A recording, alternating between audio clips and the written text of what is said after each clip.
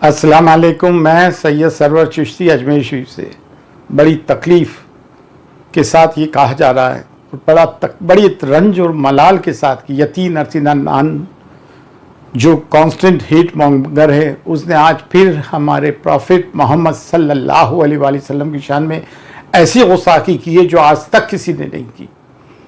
कहते हुए हमारी ज़बान लरज़ जाती है। उसने कहा है जो ईविल रावण, जो ईविल का प्रतीक है, जो पर्सोनिफिकेशन है ईविल का, उसका पुतला ना जलाओ और मोहम्मद का पुतला जलाओ। माज़अल्लाह माज़अल्लाह।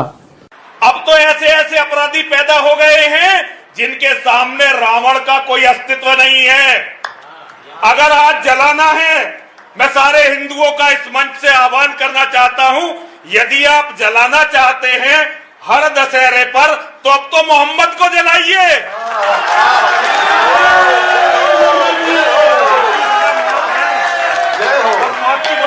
किसी को जला। देखो, हमारी लाखों करोड़ों बहन बेटियों का बलात्कार जिस व्यक्ति के कारण हुआ वो है अरब का लुटेरा मोहम्मद।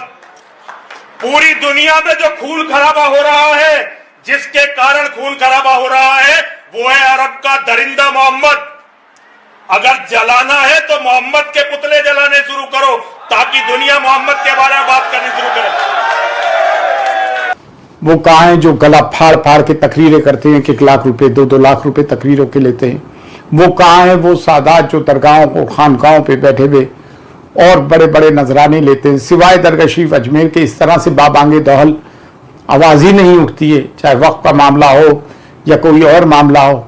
कभी ये कहा जाता है कि दरगाह अजमेर शरीफ में हुजूर गरीबनाज के यहाँ मंदिर है और उस पर केस डाला जाता है, जो अभी खैर अभी एक्सेप्ट तो नहीं हुआ है, और इस किस्म की बातें करी जाती है। The entire Muslim world, the entire Muslim उम्मा should take cognizance of it. और प्राइम मिनिस्टर नरेंद्र मोदी को ये बात बताना चाहिए। और प्राइम मिनिस्टर नरेंद्र मोदी खामोश क्यों हैं? मकबूल फिदा हुसैन जो फेमस पेंटर थे, उन्होंने सीता जी की शान में कुछ गुस्ताखी की, उनके बारे में आप शब्द कहे तो उनको देश छोड़ के भागना पड़ा। बांग्लादेश की तसीमा नसीर ने इस्लाम के बारे में कुछ गलत कहा तो उसको इंडिया में वेलकम किया गया।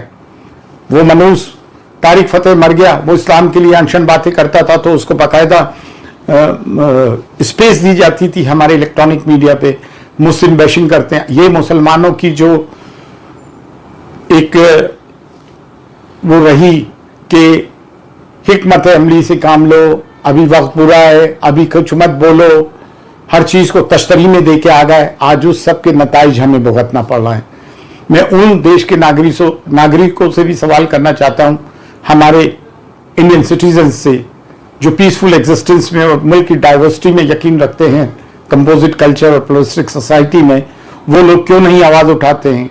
और हम कब तक FIR करेंगे?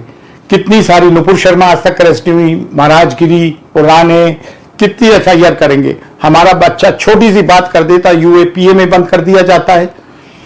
सुप्रीम कोर्ट को इस चीज़ के बारे में कॉग्निजेंस देना चाहिए और इसके खिलाफ सख्त से सख्त जितनी कार्रवाई हो सके करें और इसको UAPA में बंद किया जाए।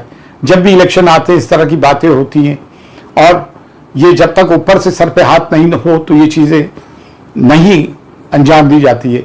और वो लोग कहाँ हैं कि अब इसमें भी लोग कह देंगे अरे खामोश रहो, क्यों बात को बढ़ा रहा हो? लाना तुम मुसलमानों पे जो इतनी बड़ी बात होने पे भी अगर हम जैसे लोगों पे इल्जाम तराशी करें और हमको कहेंगे हमारी वजह से नुकसान हो रहा है कौम को, हम बांटने की बात कर रहे हैं। अरे हमारे नबी की शान में गुस्ताखी हो रही है तो हमारा डेमोक्रेटिक और कॉन्स्टिट्यूशनल राइट है कि हम वॉइस रेज करें।